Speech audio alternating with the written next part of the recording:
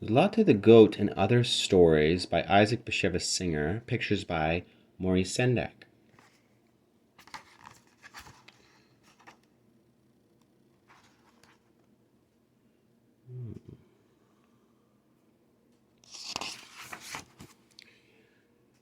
Fool's Paradise.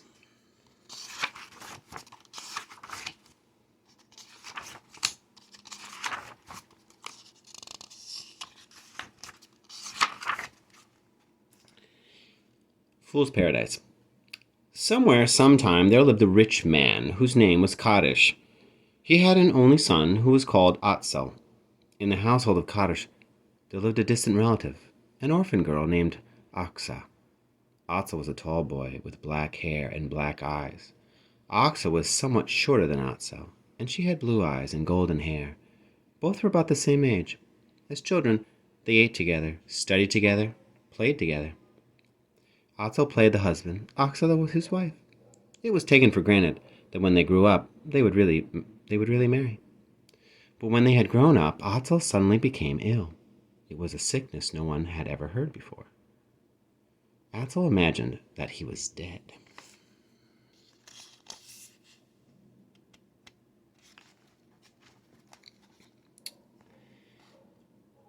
How did such an idea come to him?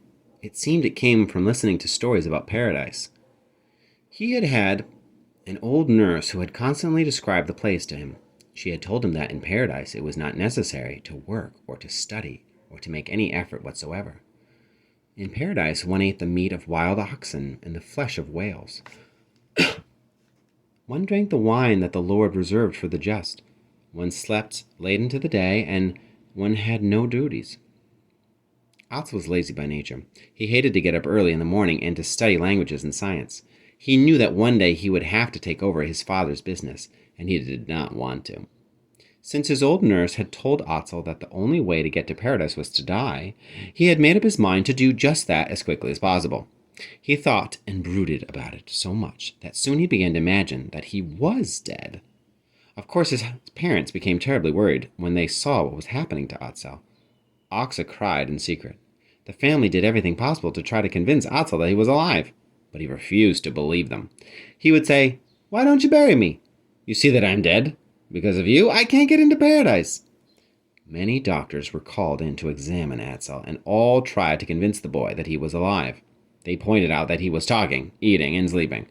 But before long, Atel began to eat less, and he rarely spoke. His family feared that he would die.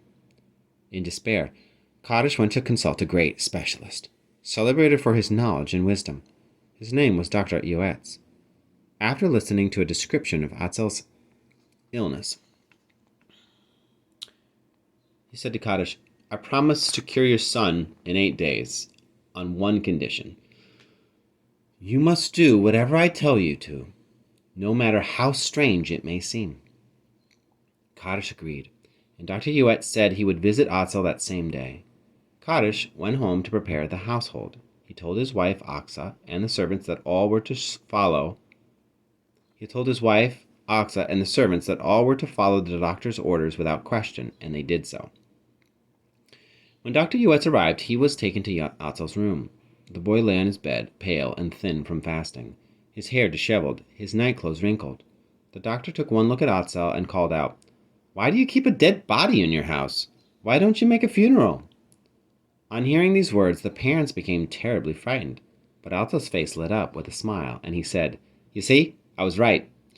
Although Kaddish and his wife were bewildered by the doctor's words, they remembered Kaddish's promise and was immediately to make arrangements for the funeral. Atel now became so excited that when the doctor had said that he jumped out of bed and began to dance and clap his hands. His joy made him hungry, and he asked for food. But Dr. Yoetz replied, "Wait, you will eat in paradise." The doctor requested that a room be prepared to look like paradise. The walls were hung with white satin, and precious rugs covered the floors. The windows were shuttered and draperies tightly drawn. The candles and oil lamps burned day and night. The servants were dressed in white with wings on their backs and were to play angels.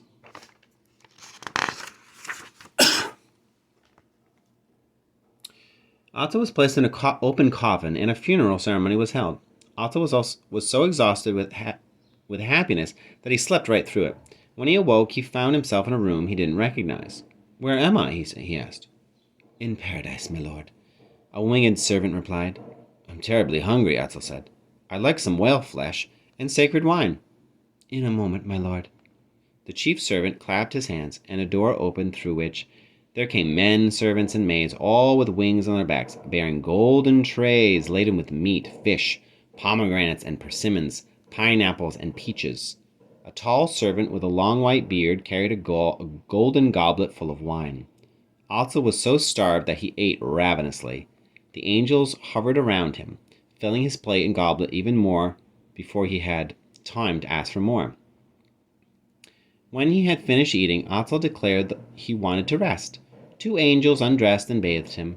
Then they brought him a night dress of fine embroidered linen, placed a nightcap with a tassel on his head, and carried him to bed with silken sheets and a purple velvet canopy.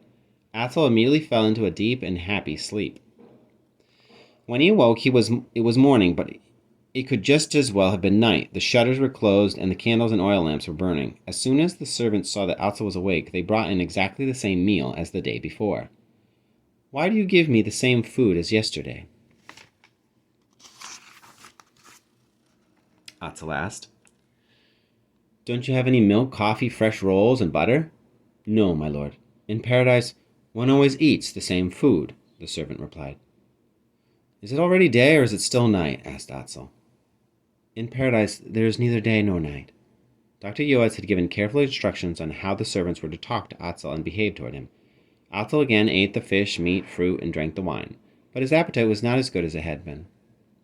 When he finished his meal and washed his hands in a golden finger bowl, he asked, "What time is it?" "In paradise, time does not exist," the servant answered. "What shall I do now?" Atzel questioned. "In paradise, my lord, one doesn't do anything." "Where are the other saints?" Atzel inquired. "I'd like to meet them." "In paradise, each family has a place of its own." "Can't one go visiting?" "In paradise, the dwellings are too far from each other for visiting. It would take thousands of years to go from one to the other." "When will my family come?" Atzel asked. "Your father still has 20 years to live. Your mother 30. As long as they live, they can't come here." "What about Aksa?" "She has more than 50 years to live." "Do I have to be alone all the time?" "Yes, my lord." For a while Atzel shook his head, pondering. Then he asked, "What is Aksa going to do?"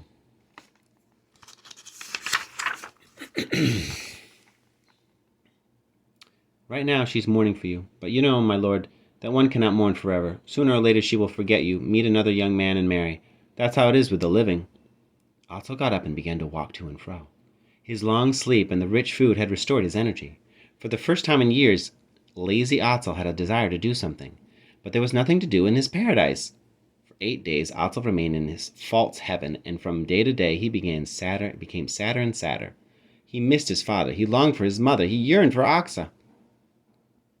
Idleness did not appeal to him as it had in former times. Now he wished he had something to study. He dreamed of traveling. He wanted to ride his horse, to talk to friends. The food which had so delighted him the first day lost its flavor. The time came when he could no longer conceal his sadness. He remarked to one of the servants, "I see now that it is not as bad to live as I had thought." "To live, my lord, is difficult. One has to study, work, do business. Here, everything is easy," the servant consoled him. "I would rather chop wood and carry stones than sit here. How long will this last?" "Forever." "Stay here forever?" Atzel began to tear his hair in grief. "I'd rather kill myself." "A dead man cannot kill himself." On the 8th day, when it seemed that Atzel had reached the deepest despair, one of the servants, as had been arranged, came to him and said, "My lord, there has been a mistake.